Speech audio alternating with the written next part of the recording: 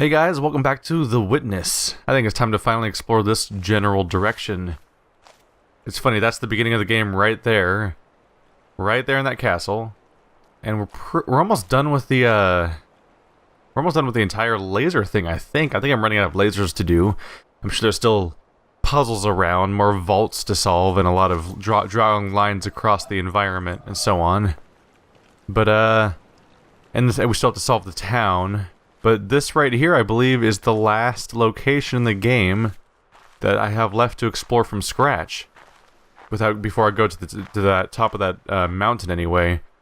So it's kind of funny to me that because I insisted on going clockwise around the island, the end result has been, ooh, that looks like the end of a path to me.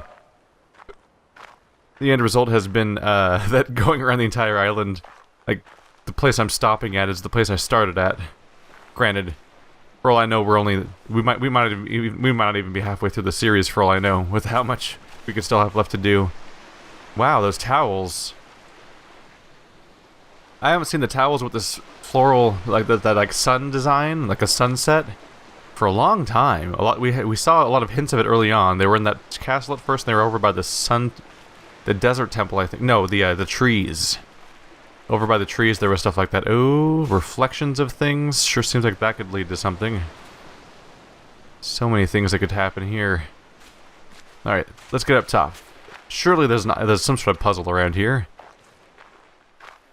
Everything exists for a reason in this game. What's down here? I'm gonna keep checking these side paths before I actually check the top. Ooh. That orange background is becoming complete from this perspective. Maybe there aren't shutters to close it. Maybe I just need to look at it from over here? Not quite. It looks so much more complete, though. If I get the right perspective, maybe we can do something with that. Hello? That's almost a full horizon of clouds right there. Do I accomplish something there, or is there just kind of a weird dead end? Huh. Wonder what that's for. Alright, up to the top. Unless there's another detour. We have some sort of building here. With frames in it? Huh. I don't see puzzle panels around here, so we may not be here for very long. Oh, it's so agonizingly close to fitting correctly. Maybe if I go further to the right or something. Yeah, I thought there might be a series of puzzles here. Maybe I've solved them all. Before the mountain.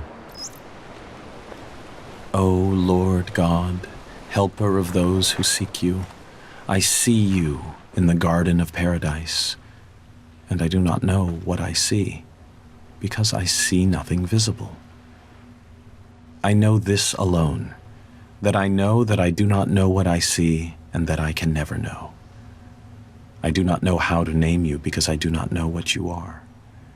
Should anyone tell me that you are named by this or that name, by the fact that one gives a name, I know that it is not your name.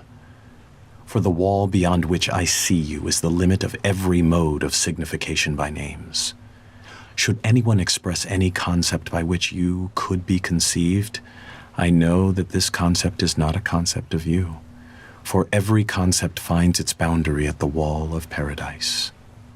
Should anyone express any likeness and say that you ought to be conceived according to it, I know in the same way that this is not a likeness of you. So too, if anyone, wishing to furnish the means by which you might be understood, should set forth an understanding of you, one is still far removed from you. For the highest wall separates you from all these, and secludes you from everything that can be said or thought, because you are absolute from all the things that can fall within any concept. Nicholas of Cusa, 1453. I'm really digging what's going on here, where in the physical, he cannot reach that. He cannot reach, what is it, golden goblet, basically? He can't reach the goblet physically, but in the shadow of the light, he has it right in his hand. It's like, this looks desperate while this looks triumphant, and like this looks cowering and weak while this looks powerful, but it's literally the same form being projected in different ways, both through my eyes or the absence of light broadcasted across the floor by the sun. But there may not be much more else to do here. Let's take a look around. At the very least, I'm sure there's some little loose ends I could find here and there. Otherwise, we'll be visiting the town very soon. Right now, my goal is to try to revisit some of these older areas just to see if I can find more environmental puzzles. And according to this, we already found the ones over here. Like, we're done in that general direction? Don't see any more up there. But right here specifically... where is it? Is it this direction? Seems to be this direction. Around here, there must be more left. And I'm still missing at least 2 in the desert temple also. And then the rest look pretty clear. Yeah, there's some pointing way back towards town. That'll be for later, but I'm gonna do it once over this general desert area again to see if I can spot anything. It's been a while, so maybe the fresh eyes will reveal things anew. The obelisk seems to indicate that there's gonna be some weirdly horizontal lines around here. But all we have is ocean, and not much to click on or even observe. I'm wondering if it's subterranean. We don't know much about the underground inner workings of the island, but we have had hints that there is more of them, especially the windmill with that locked gate that indicates that there's more behind it, and that's gotta be a whole area. So I'm wondering if there's a way to go underground in this general direction somewhere, or if I'm on the wrong path altogether. Either way, we'll figure it out at some point, that's for sure. Alright, so this has been a loose end for a while now. Here we are at the Desert Temple, which I thought I missed a few more things than I have, but we're actually only down to what looks like 2 symbols on the obelisk in this general area. But among that is also this vault. Yet one of the only... let's see, we have 3 on the board right now. This is the 4th vault we've found so far, and I think it's the final vault we've found so far that hasn't been solved. At the time, I had no idea what... I knew what the dots meant, which is that you have to touch them all, but I didn't know what these symbols meant. So now, we know that these symbols mean that these are addition, basically. Yellow is plus, blue is minus, so if you put the yellows and blues in the same shape, they essentially subtract each other, deleting the yellow from the equation. If it's tilted, it can be rotated. If it's not tilted, it cannot be rotated. So looking at what we have here, first of all, we have to do something really crazy, like touch every single point on the entire map in order to solve the dots. That's half the problem. But we also have to respect the shapes. Let's see here. Well, right off the bat, I see that these shapes, there's 4 blues, and we have 1 4-piece yellow piece, and we have 1 4-piece, 1 3-piece yellow piece. So, if I can separate this one, then we're more or less golden, right? One problem is, even then I have to wrap around it in a way that would delete all of the pieces. More or less meaning I have to do a full... I have to go all the way around it, so I have to do something like, if we rotate it this way, it would be like this. That's one way to grab it in a way that would touch everything along the way. Alternatively, I could go all the way down here and wrap around like that. And that would allow me to grab it. In fact, those might be the only 2 options. I think I have to touch this point. I have to use this or that as the anchor, because I can't do... it's too far away from down here. And I can't just wrap all the way around it like a crazy person, because I have to close the shape to make the piece work correctly.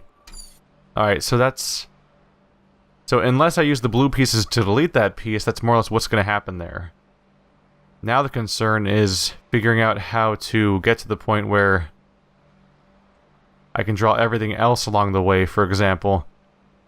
You see, I can't just go around like a lunatic the way I was a second ago. I do have to wrap all the way around this place in a manner in which... see, I'm already causing a problem there because I'm trapping myself where I can't... I need to make all 4 of those blue pieces touch the... be in the same continuity of shape as the yellow piece. So I have to be very careful how I choose to separate them. I may have already done it in a way where I can't redeem myself, huh? Yeah, at some point I have to grab these things, and in order to grab those things I have to make a connection, which means I'll be blocking off the blue piece. I'll be blocking off all the blue pieces except for one of them from the yellow, so I can't take that kind of pattern. Oh man. So I think I more or less understand what's going on here. It's just I have to figure out exactly how I want to solve said thing. Let's see. I'm trapped. Okay, this one's one where I don't think the solution's necessarily super complicated, but there's just like a lot of... It's going to be a lot of trial and error trying to draw the shape that's going to get this done for me. That's bad because it's locking the blue away from the yellow, so something more like this would be better. Oh, we're so close. If I could get this so that I'm starting like up here, I could loop around. Like this shape right now already has all of the blue with the yellow, the one we're trying to delete. Problem is, I can't simply fix this one in a second. Like I can't do this, because then this is not the same shape as the yellow. So I need to find a different way to grab those pieces than I have so far.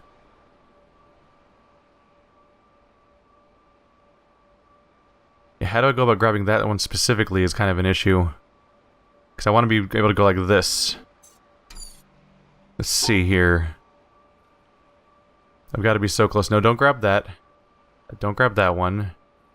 What if I do jump up like that, for example? Then loop the way I was a second ago. I've trapped myself. That doesn't work. So what if I go like this? That doesn't work because that blue is now isolated. So I have to loop around like that. In order for that to work, this thing needs to be shorter, because otherwise I get trapped.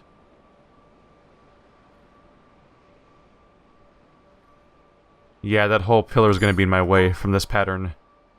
Ah! I keep getting so close, but yeah, now the two blues are separated. I need to just slightly warp this. There's some minor change to the path that needs to be made here. I think I finally did it. I think I got it. I think I got it. Crap, am I gonna lose it again? Don't lose it again. Don't see. I need to do that at the end, basically, but need to do like, woo. So I'm slightly off about something again. Slightly right. So the issue I was running into here for a while was that I just couldn't figure out how to get rid of these last. Most of my problems have come from trying to get this one piece to be in the same piece as the yellows, because I always end up having to do something like this to try to finish the shape, which of course cuts it off. So the idea was to do it piecemeal, get each of the 4 dots from different shapes, instead of trying to draw a line through it all. Which starts with this bump right here. And that was basically the missing link I had for a while. Those are all blues. They're mixed with the 4, so that'll be 0. So there's no shape in the big one. And I'm assuming that when there's no shape in the big one left, due to subtraction, that the requirement to make it shaped like anything goes away. Meanwhile, the 3 here is on its own. It's hard to express sometimes because of course, I spend a lot of time just quietly staring at it, and of course there's a lot of silence and editing and stuff like that, but these take me a long-ass time. The first vault door was easy, all the other ones have not been. Hello? What am I looking at here? Oh, just cave. Hello, you. Alright, we got something to draw again. Alright, I've got that drawn. I think we're otherwise done here. This one's not going to have a really scenic view. It's just all sad chambers. It's really messed up location. Alright, vault number 4 complete. Out of 6, judging by the number of tape slots there are on that deck. There's one thing I want to check before I leave, though, which is that I've tried walking around the surface to find puzzles, but what about the subterranean part? See, when I was doing this whole water level going up and down puzzle, like all these things involving reflections and glares and everything, I don't think I even looked for environmental puzzles the whole time I was down here. So I'm gonna scan through this place at least once, just to see if I can find evidence of something that I've missed. So we'll see how that goes, or if that even pans out. Well, don't those both look suspiciously like endpoints? They've got that curved thing to it. That thing's a red ooh! Can I make you line up with those spots? Come on. Hey, there's some of those straight lines. Oh. And those were on the obelisk. The ones that look like they were underwater. There must be another one over here. If I could just get to the right position. You son of a bitch. Y'all are in my way. Excuse me. So that's 2, right? Yep, and I have a picture of the obelisk on Microsoft Paint on the other window right now, and yeah, those were both... There was 2 identical looking right to left beams, so that must have been them. Huh. There's one that goes left to right. There's one that has a curve to it, and there's one that looks like a big... Like, goes down, then right, then up, then right. Like an L-shaped sort of thing. So the ones that were pointing off in their own direction on the obelisk must have all been indicative that they were all supposed to be down here or something. We'll see if I can find anything that looks like it's complete like that. Might not find them all, but we'll at least put a dent in them. I'm curious about this thing right here, looking around. There's these sort of dark spots where the water hits, but this one in particular looks bulbous. Wow, it's been so long since I've been here, it's almost vaguely nostalgic in some way. That sure looks like something. Did I miss my chance already? Does it connect to something? Oh, it just keeps going, doesn't it?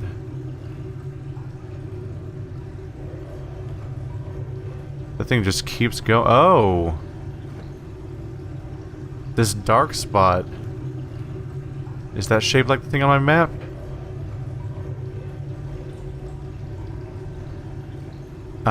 It's shaped like something. Don't know if that's quite right. I'm looking at the icon on my map, and I don't know, it doesn't quite match up, I don't think.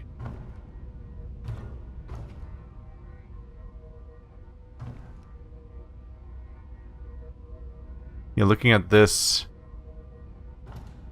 It looks mirrored, basically.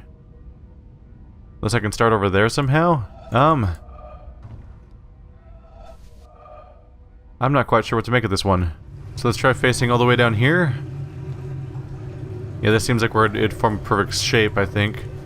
No, nothing happened. I'm missing something around here, or that's not even a puzzle. Maybe it's the end point of the puzzle. Oh, is this it? Maybe at the right water level? This looks like a... Yeah, I'm at the right camera angle right now. If not, maybe over here. No, it breaks line of sight. I'm at the right camera angle here for one of the shapes in the obelisk that I think...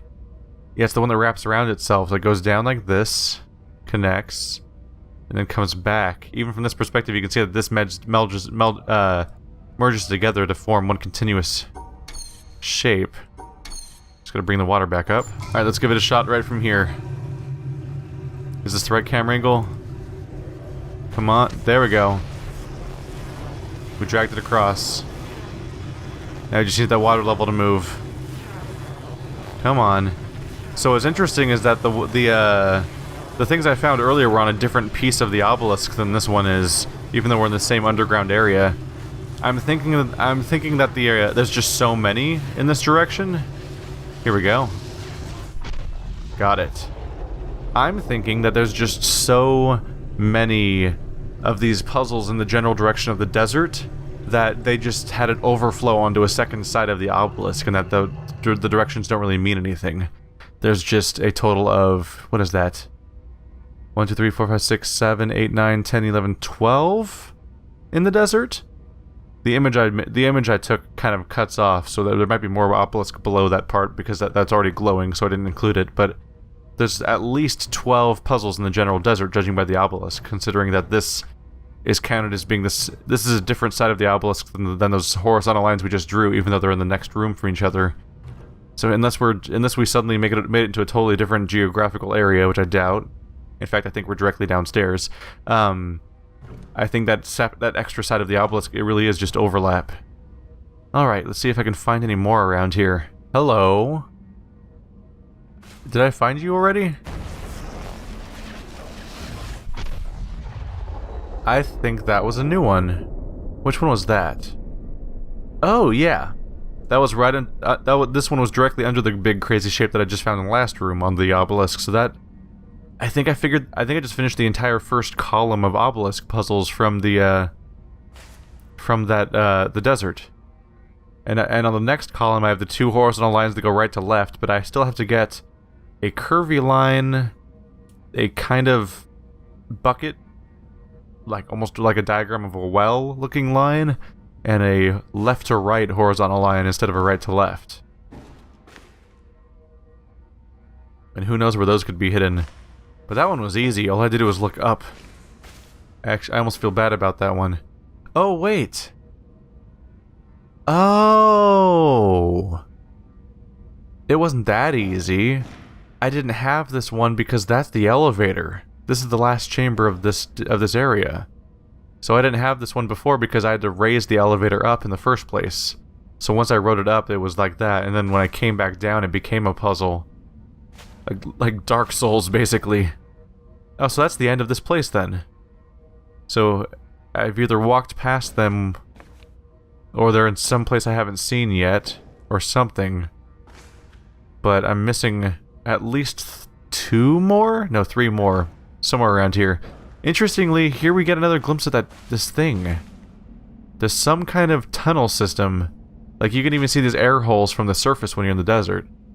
So there's more underground area we're gonna have to get access to at some point. We'll figure that out. But anyway, I'm satisfied with my progress for now. I'll stop if I see anything else, but I think that may be good enough for now. We at least found I think we found like half of the remaining puzzles that I had left behind in this general area. Yep, there's our nice updated diagram. This entire side of the obelisk is now colored in, with that being the underwater one I found, and that being the elevator one I found. And here are the 2 I found on the orange thing, but there's a similar opposite direction one there. And I'm not even sure about the other ones, but there's 3 more somewhere around there. So we're definitely going to be taking another trip around there sometime. But this time around I didn't spot them. But you know what? Didn't spot those ones last time either. Don't know what this one is. That one's interesting. That one's obvious. Those ones are obviously the windmill, but spinning the windmill around and trying to click at the right spot is kind of annoying me. Wow, that's all that's left. Wow. The original obelisk is down to 3 desert puzzles, 3 windmill puzzles, and whatever that snaky thing is. Progress. Alright, number 4. You start at the point, you loop around behind it, and then you go zigzagging straight across. And so, by a backhanded, upside-down argument, was predicted that there is in carbon a level at 7.82 million volts, and then experiments in the laboratory with carbon show indeed that there is. And therefore, the existence in the world of all these other elements is very closely related to the fact that there is this particular level in carbon. But the position of this particular level in carbon seems to us, after knowing the physical laws, to be a very complicated accident of 12 complicated particles interacting. So I wish to illustrate by this example that an understanding of the physical laws doesn't give you an understanding in a sense of understanding significance of the world in any way. The details of real experience are very far often from the fundamental laws. There are, in a way of speaking, in the world, we have a way of discussing the world which you could call, we discuss it at various hierarchies or levels. Now, I don't mean to be very precise, there's a level, there's another level, and another level, but I will indicate by describing a set of ideas to you, just one after the other, what I mean by hierarchies of ideas. For example, at one end, we have the fundamental laws of physics. Then we invent other terms for concepts which are approximate, who have, we believe, the ultimate explanation in terms of the fundamental laws. For instance, heat. Heat is supposed to be the jiggling, and it's just a word for a hot thing is just a word for a mass of atoms which are jiggling. For that, fundamentally, we should think of the atoms jiggling. But for a while, if we're talking about heat, we sometimes forget about the atoms jiggling. Just like when we talk about the glacier, we don't always think of the hexagonal ice snowflakes which originally fell. Another example of the same thing is a salt crystal. Looked at fundamentally, it's a lot of protons, neutrons, and electrons. But we have this concept, salt crystal, which carries a whole pattern already of fundamental interactions, or idea like pressure. Now, if we go higher up from this, in another level, we have properties of substances like refractive index, how light is bent when it goes through something, or surface tension, the fact that the water tends to pull itself together, is described by a number. I remind you that we have to go through several laws down to find out that it's the pull of the atoms and so on, but we still say surface tension, and don't worry when we're discussing surface tension of the inner workings, always. Sometimes we do, sometimes we don't. Go on, up in the hierarchy. With the water, we have the waves, and we have a thing like a storm. We have a word for storm, which represents an enormous mass of phenomena. Or sunspot, or star, which is an accumulation of things. And it's not worthwhile always to think of it way back. In fact, we can't, because the higher up we go, we have too many steps in between, each one of which is a little weak, and we haven't thought them all through yet. If we go up in this hierarchy of complexity, we get to things like frog, or nerve impulse, which you see is an enormously complicated thing in the physical world, involving an organization of matter in a very elaborate complexity. And then we go on, we come to things, words, and concepts like man, and history, or political expediency, and so forth, which is a series of concepts that we use to understand things at an ever higher level. And going on, we come to things like evil and beauty and hope. Now, which end is nearer to the ultimate creator, or the ultimate? So if I make a religious metaphor, which end is nearer to God? Beauty and hope, or the fundamental laws? I think that the right way, of course, is to say that the whole structural interconnections of the thing is the thing that we have to look at, and that the sequence of hierarchy, that all the sciences and all the efforts, not just the sciences, but all the efforts of intellectual kind, are to see the connections of the hierarchies, is to connect beauty to history, is to connect history to man's psychology, the man's psychology to the working of the brain to the neural impulse to the chemistry, and so forth, up and down, both ways. And today we cannot, and there's no use making believe we can, draw carefully a line all the way from one end of this thing to the other. In fact, we've just begun to see that there is this relative hierarchy. And so I don't think either end is nearer to God's. And to stand at either end and to walk out off the end of the pier only, hoping out in that direction is the complete understanding, is a mistake. And to stand with evil and beauty and hope, or to stand with the fundamental laws, hoping that way to get a deep understanding of the whole world with that aspect alone, is a mistake. And it is not sensible either for the ones who specialize at one end and the ones who specialize at the other end to have such disregard for each other. They don't actually, but the people say they do. But that actually the great mass of workers in between, connecting one step to another, are improving all the time our understanding of the world, both from working at the ends and working in the middle. And in that way, we are gradually understanding this connection, this tremendous world of interconnecting hierarchies. If you expected science to give all the answers to the wonderful questions about what we are, where we're going, what the meaning of the universe is, and so on, then I think you could easily become disillusioned and then look for some mystic answer to these problems. How a scientist can take a mystic answer, I don't know, because the whole spirit is to understand. Well, never mind that. I don't understand that. But anyhow, if you think of it, though, the way I think of what we're doing is we're exploring. We're trying to find out as much as we can about the world. People say to me, are you looking for the ultimate laws of physics? No, I'm not. I'm just looking to find out more about the world. And if it turns out there is a simple ultimate law that explains everything, so be it. That would be very nice to discover. If it turns out it's like an onion with millions of layers and we're just sick and tired of looking at the layers, then that's the way it is. But whatever way it comes out, its nature is there, and she's going to come out the way she is. And therefore, when we go to investigate it, we shouldn't pre-decide what it is we're trying to do, except to find out more about it.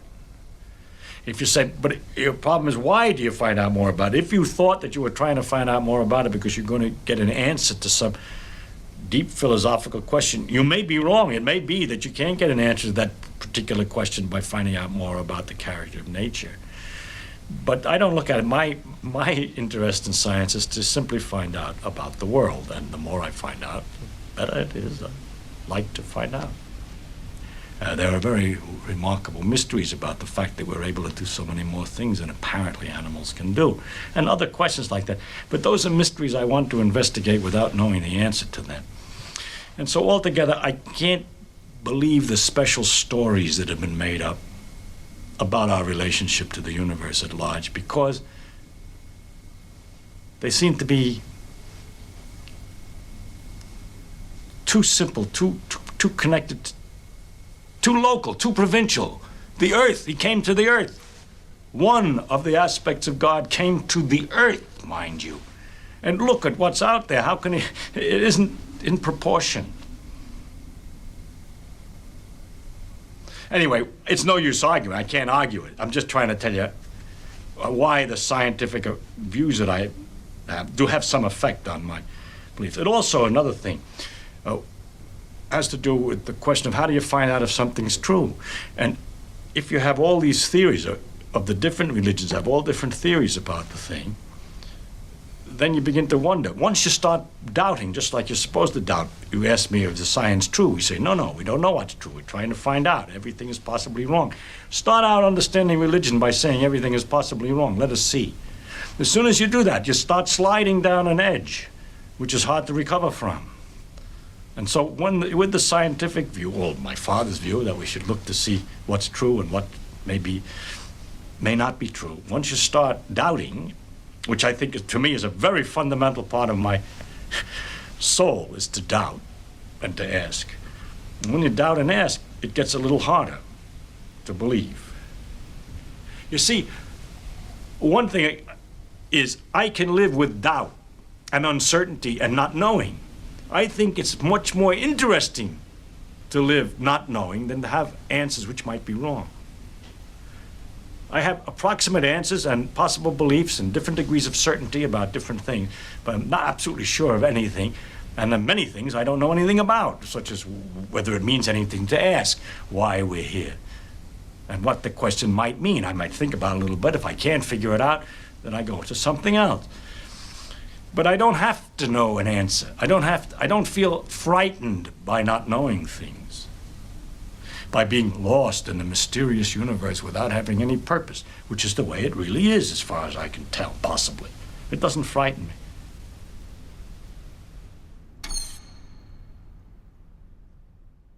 That was an unexpected double feature, wasn't it? I even sat up to start discussing the first one, and then the second one just kind of showed up midway through. Interesting. Kind of wonder if any of them involved puzzles too, but we'll get to that in a moment. But the first one was, oh god, I have to try to remind myself what the first one even started at. The first one was basically talking about how we had the more deep down and simple the mechanic is in science, the more concrete the explanation often is, but the more complicated it is, just because of the sheer complexity, the more shaky the answers you get. And so people start in different points and they try to meet in the middle from their two expertise of, like, we know this and we know this, but everything in between us is uncertain, and they try to draw the connecting lines, and that's where all the theories and the work in progress explanations come in, which is what a lot of science is. It's something that self acknowledges its own lack of accuracy because it's constantly is intentionally constantly trying to go back and revise itself till it can figure out what actually is right. And that if you deal with science in a capacity where you just assume that there are 100% facts involved and that that certain things can't ever be disproven, you become often the wrong side of history within science itself. I'm doing a quick scan here just to see if anything looks like it might be part of a puzzle, but I don't remember seeing much. It's a very nondescript room. I was curious about his podium at first because it has a little circular crest on it with it's just barely sticking out over the top. I don't know if that fits anything around here. 'Cause I don't think I have like 90% of a circle that only misses the top somewhere around here. There are, That thing looks oddly like it could be something, but I don't know what the hell that would connect to. But I like this one more. This one was a good it was a good example of why, not that one. It was a good example why this one was so tedious, because this went on for like 35 minutes, I want to say, and it was just him sitting here talking like this. Modulating itself in the form of thinking, sensing, and perceiving. Just the monotone and the fact that half of his statements were vacuum, and that he would pause so much in monotone. Where these guys are both more exciting speakers. Set of ideas to you, just one after the other. What I mean is this. Oh wow, one of those was way longer than the other one, wasn't it? More about it because you're going to get an answer to some deep philosophical question. You may be wrong. It may be that you can't get. That guy was discussing somewhat more religious elements. I just noticed that they kind of form crosses as you walk by them, don't they? I almost wonder if that has some intention to it at all. It's hard to tell, but that existed. That's definitely the one that riles people up sometimes. Is whenever you just mention a religion. I feel like there shouldn't be much harm in it because it's usually just people explaining their own personal beliefs. So hearing somebody explain why they aren't religious, it should be just like hearing anybody else explain why they are. So it should be harmless, but some people flip out over that kind of stuff. And oftentimes people aren't even trying to disprove what you believe. They're just trying to explain what their own perspective is and why they have landed on that. But, you know. So that's our fourth theater piece done. We have 2 left to go. And yeah, I pretty much agree with that perspective, just for the record. I'm very much one of the people that is, Hey, there's a little boat dock over here. Have I ever walked to the edge of this thing before? I knew it was here, of course. I've always been one of those people that, is in favor of thinking of things in terms of, like, I'm always okay with not knowing things and not having concrete answers and explanations for everything, because I acknowledge that the world is an infinitely complicated and hard to process thing, and it feels like just submitting to answers that don't necessarily have much to support them is kind of a disservice to the complexity of the world and an overestimation of the ability of mankind to actually solve such things. And that stuff always kind of bothers me, because I think that we aren't capable of fully comprehending everything, at least not this early in mankind's history, where we spent so little time learning much of anything, and like have only taken on the path that we have right now, relatively recently. A lot of explanations are going to take time, and a lot of them are going to be things that even when we solve it on paper are going to be hard to comprehend. The same way that we're supposed to think of heat as elements, as atoms jiggling. Particles jiggling is an energy source that creates heat. Like, that's you can say it, sure, but you can't think about it and make it actually click in your head as a thing that genuinely works in the world, just because we can't picture what we can't see. Much like we talked about with the previous lecture that talked about how, like, we are so limited by the fact that we only can experience what our sensitive organs can perceive for us, and the fact that those things are so limited, it's like trying to just feel in the dark, basically, and that's all of mankind through history to some extent. And I think that trying to find easy answers kind of cheapens the whole experience.